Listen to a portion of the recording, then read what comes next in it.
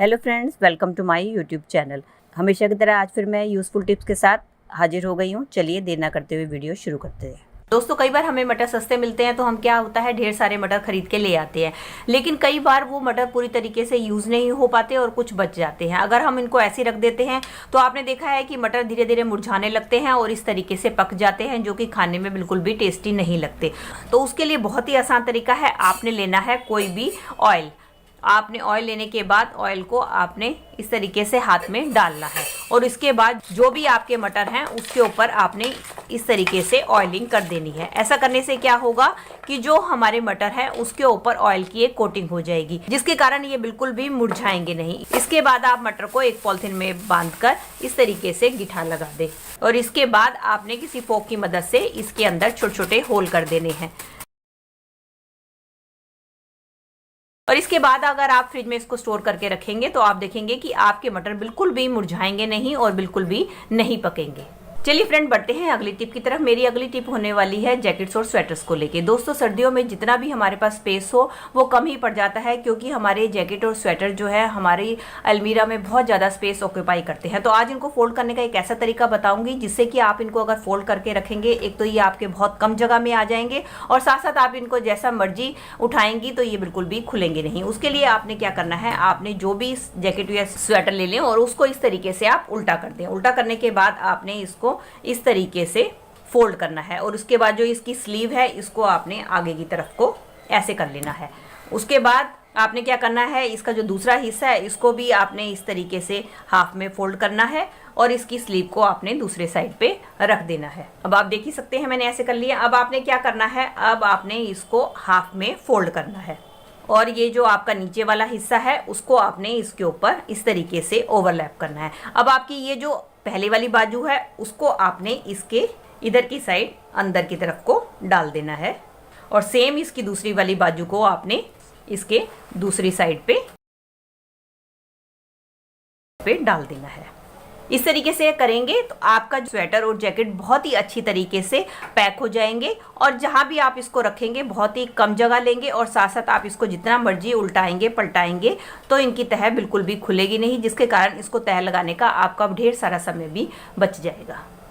चलिए फ्रेंड, बढ़ते हैं अगली टिप की तरफ। मेरी अगली टिप होने वाली है आंवला को लेके। दोस्तों, आंवला आजकल बहुत ज़्यादा मार्केट में आया हुआ है तो हमें इसका सेवन जरूर करना चाहिए, क्योंकि इसके अंदर बहुत ही ज़्यादा पोषक तत्व पाए जाते हैं। जैसे इसके अंदर vitamin A, B, C, calcium, phosphorus, magnesium, iron, fibre बहुत प्रचुर मात्रा में पाया जाता है, जो कि हमें पेट, स्किन और आंखों से संबंधित जो भी समस्या है उसको दूर करने में मदद करता है। लेकिन क्या होता है कि हम आंवला तो खा लेते हैं लेकिन इसकी गुठली और इसके जो बीज है इसको उठाकर हम फेंक देते हैं। तो आप नेक्स्ट टाइम ऐसा ना करें। जब भी आप आंवला खाएं तो आप क्या करें, जो उसकी गुठली है उसको आप तोड़ के इस तरीके से जो उसके अंदर से बीज होते हैं, ये देखिए इस तरीके से इसके अंदर से ब्राउन और क्रीम कलर के बीज निकलते हैं। इनको आप क्या करें, पीस के आप शहद में मिलाकर आप इसका डेली सेवन करें। ऐसा करने से क्या होगा, आपकी आंखों की रोशनी तो तेज होगी, साथ साथ आपकी जो इम्यूनिटी पावर है वो भी स्ट्रांग होगी और साथ साथ अगर आपको कब्ज की समस्या रहती है वो भी आपकी दूर हो जाएगी और स्किन से जुड़ी हुई दाद, खुजली वगैरह की जो समस्या है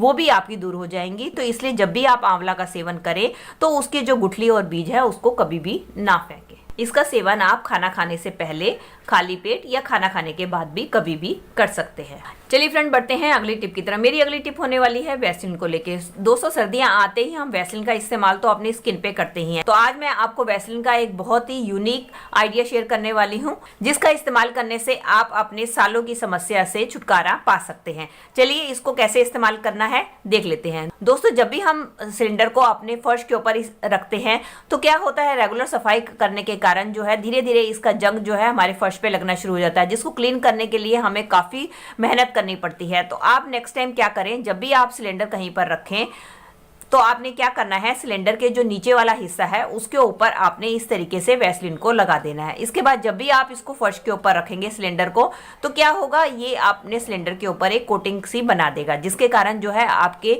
जो सिलेंडर का जंग है वो आपके फर्श के ऊपर नहीं लगेगा, जिसके कारण आपका टाइम तो बचेगा और साथ साथ आपकी जो मेहनत है वो भी बचेगी। चलिए फ्रेंड, बढ़ते हैं अगली टिप की तरफ। मेरी अगली टिप होने वाली है बैंगल्स को लेके। दोस्तों, हमारे घर में इस तरीके की मेटल की ढेर सारी बैंगल्स होती हैं जिनका की कलर खराब हो जाता है या हम उनको पहनते नहीं हैं और डिस्कार्ड कर देते हैं।